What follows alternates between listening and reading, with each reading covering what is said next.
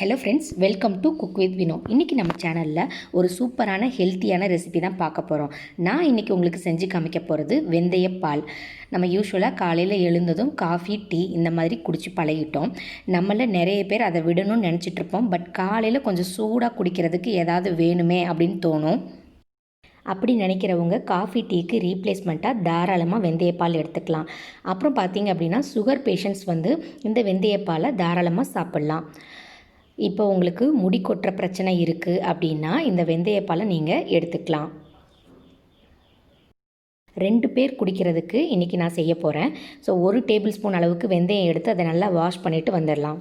வெந்தயத்தை நல்லா வாஷ் பண்ணியாச்சு. இதில் 1 டம்ளர் அளவுக்கு தண்ணி சேர்த்துக்கிறேன்.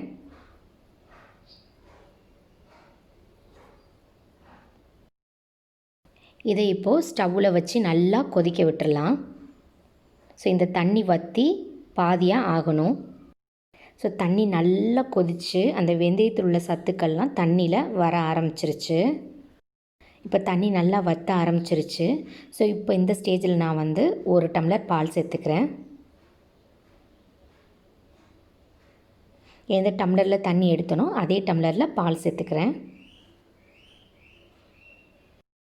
இப்போது இனிப்புக்கு தேவையான அளவு பனங்கல்கண்டு நான் சேர்த்துக்க போகிறேன்.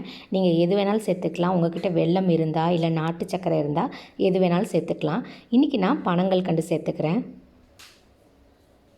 ஸோ அவ்வளோதான். இப்போது ஸ்டவ்வை ஆஃப் பண்ணிவிட்டு பனங்கல்கண்டு கரைஞ்சதும் நம்ம ஃபில்ட்ரு பண்ணிடலாம்.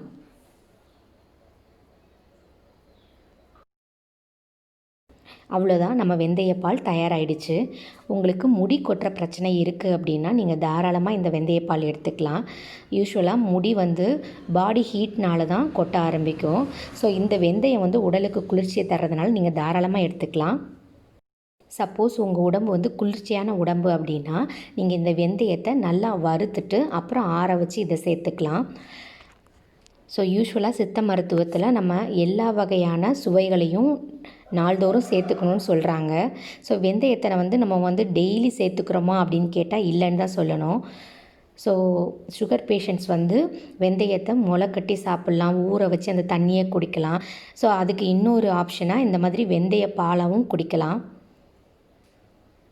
ஸோ நீங்களும் உங்கள் வீட்டில் ட்ரை பண்ணி பாருங்கள். ஸோ வெந்தயம் சேர்த்துருக்கிறதுனால கசக்குன்னு நினைக்க வேணாம். டேஸ்ட் அட்டகாசமாக இருக்கும், நல்ல மணமாக இருக்கும். ட்ரை பண்ணி பாருங்கள். இன்னொரு நாள் இன்னொரு வீடியோவில் நான் உங்களை மீட் பண்ணுறேன். அது வரைக்கும் வணக்கம்.